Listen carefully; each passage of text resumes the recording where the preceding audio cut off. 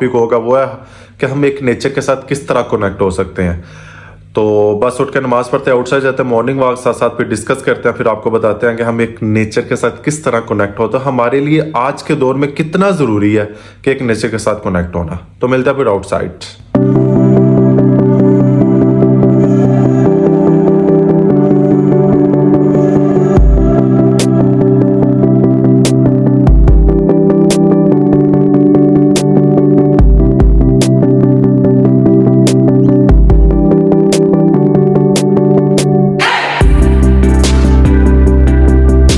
Connect होने का जो पहला तरीकाकार है सुबह उठ के नमाज़ पढ़ना, क्योंकि जो नमाज होती है, क्योंकि एक अल्लाह ताला ने ये सारी जो एक दिन को डिज़ाइन किया उसके इंसान के मुताबिक डिज़ाइन किया हुआ है। जैसे सूरज गरूब होता है और सबको हुक्म होता है कि इस टाइम पे आप रेस्ट करें, लेकिन मोस्टली लोग जाग रहे होते हैं क्योंकि हम नेचर से डिस्कनेक्शन होती है। सुबह का तलू होना भी इस बात की निशानी है, तुलू होने से पहले अल्लाह ताला के सामने झुकना, नमाज का कायम करना।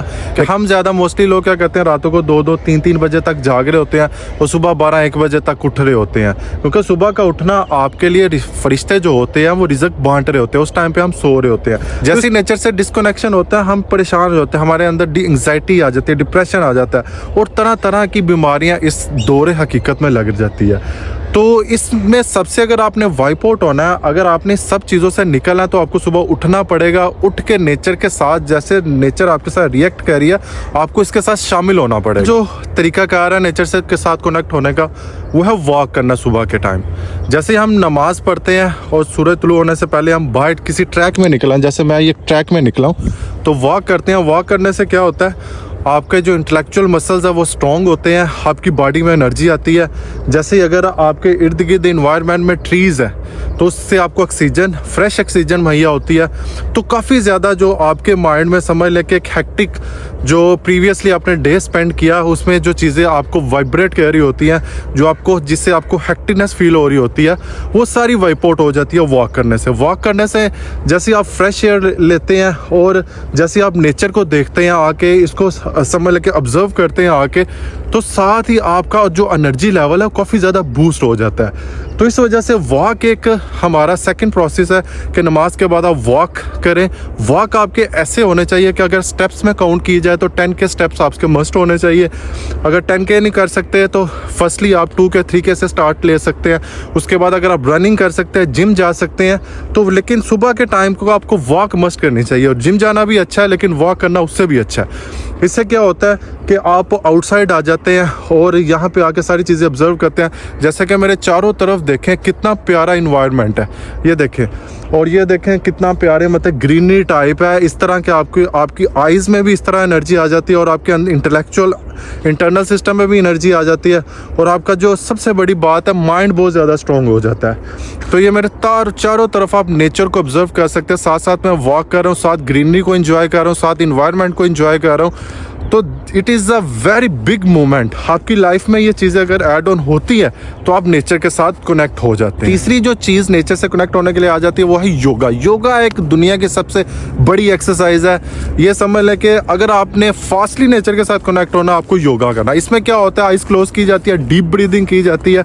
आपको मैक्सिमम को 2 मिनट्स के लिए, या जितना भी आपके पास समझ लें कि एनर्जी लेवल है, जितनी आपके पास होल्डिंग पावर है, उतना होल्ड करके अपने सांस को होल्ड करके आहिस्ता आहिस्ता आपने सांस लेना है। इस तरह आपसे नेचर के साथ कनेक्टिविटी बढ़ जाती है और साथ ही आप जैसे जैसे फ्रेश ऑक्सीजन को अपने नोज के थ्रू इनहेल कर रहे होते हैं, तो इससे क्या होता है, आपके जितना भी समझे इंटेस्टाइन है, जितना आपका इंटरनल सिस्टम है, वो बूस्ट होना शुरू हो जाता है, क्योंकि एक फ्रेश एनर्जी, फ्रेश एयर आपके अंदर जा रही होती है।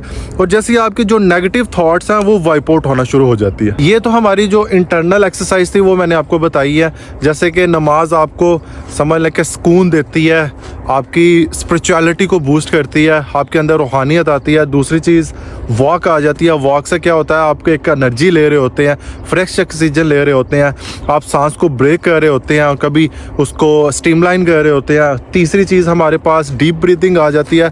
इससे हमारी नेगेटिव थॉट सारी ख़त्म हो जाती हैं, पॉजिटिविटी आती है और साथ एक फ्रेश एयर इनहेल हो रही होती है और आपका नेचर के साथ कनेक्शन काफ़ी अच्छी चीज़ हमारे पास आ जाती है। स्ट्रेचिंग, ये तो सारी हमारी इनर एक्सरसाइजेस थी ना जो मैं आपको बता रहा था, जो हमारी एक्सटर्नल एक्सरसाइज होगी स्ट्रेचिंग। स्ट्रेचिंग से क्या होगा, स्ट्रेचिंग से आपकी बॉडी उस तरह से रिएक्ट कर रही होती है, आप अपने बाजुओं को मूव कर रहे होते हैं, आप अपनी लेग्स को मूव कर रहे होते हैं। इससे आप सकते हैं। रनिंग से क्या होता है, जैसे ही आप अपनी स्ट्रेचिंग करते हैं, स्ट्रेचिंग के फौरन बाद रनिंग करें या रनिंग के बाद आप स्ट्रेचिंग कर ले, उससे आपको ज़्यादा फायदा होगा।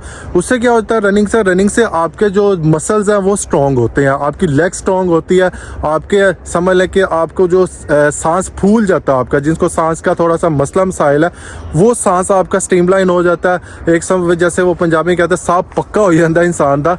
तो ये एक बहुत बड़ी एक्सरसाइज है। तो एक उनसे सबसे हटकर देखो यार, अल्लाह का निज़ाम देखो माशाल्लाह। ये देखें